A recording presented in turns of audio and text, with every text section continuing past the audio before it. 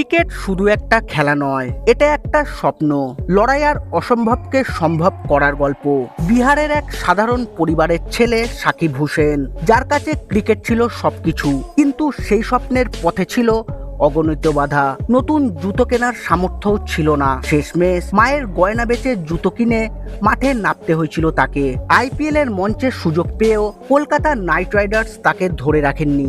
অনেকের কাছেই গল্পটা এখানেই শেষ হয়ে যেতে পারত, কিন্তু না, এই ছেলেটা থামেননি।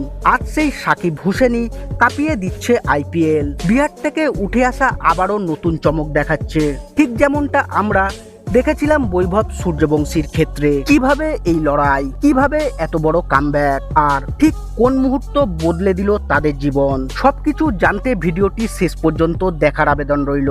এবং আপনিও যদি আইপিএল কে বিশ্বের সবচেয়ে জনপ্রিয় টি-20 লিগ মনে করে থাকেন, তাহলে মন থেকে ভিডিওটিতে একটি লাইক অবশ্যই করবেন এবং চ্যানেলে নতুন এসে থাকলে চ্যানেলটিকে সাবস্ক্রাইব করবেন।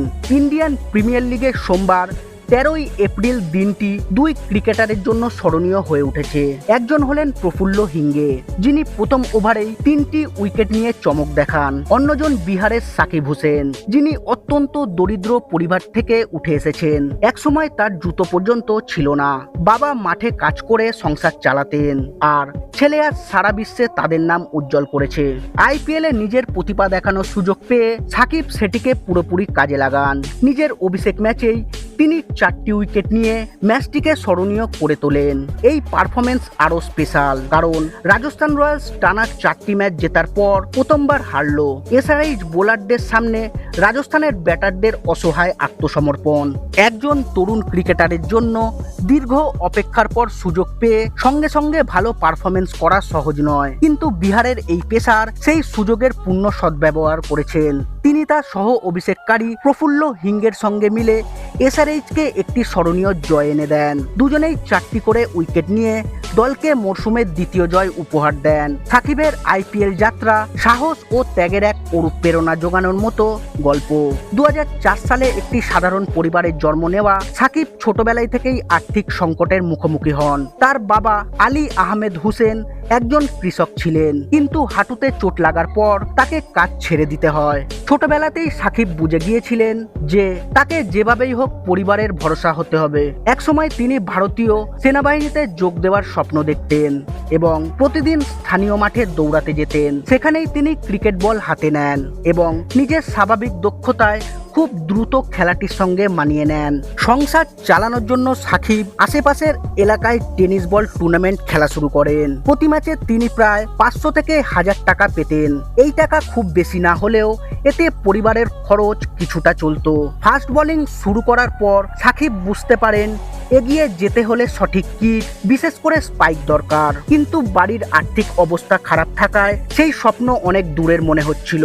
তখন তার মা নিজের গয়না বিক্রি করে ছেলের জন্য স্পাইক কিনে দেন। সুযোগ আসে, সিএসকে সৈয়দ মুশতাক আলী ট্রফিতে তার বোলিং দেখে তাকে নেট বোলার হিসেবে ডাকে।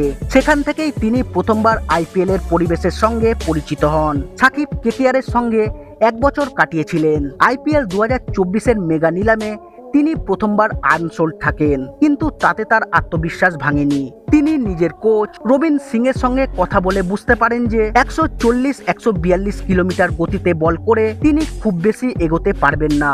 তখন তিনি নিজেকে প্রতিশ্রুতি দেন যে তাকে 150 কিলোমিটার গতিতে ঘন্টায় বল করতে হবে। পরে রবিন সিং তাকে জানান কেকেআর তাকে বেস্ট প্রাইজে কিনে নিয়েছে।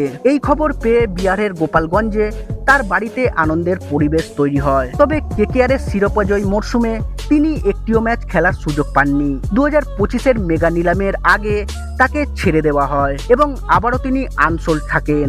ওই সময় এসআরএইচের হয়ে পেসার খুঁজতে থাকা বরুণ অ্যারন তাকে এমআরএফ একাডেমিতে দেখেন।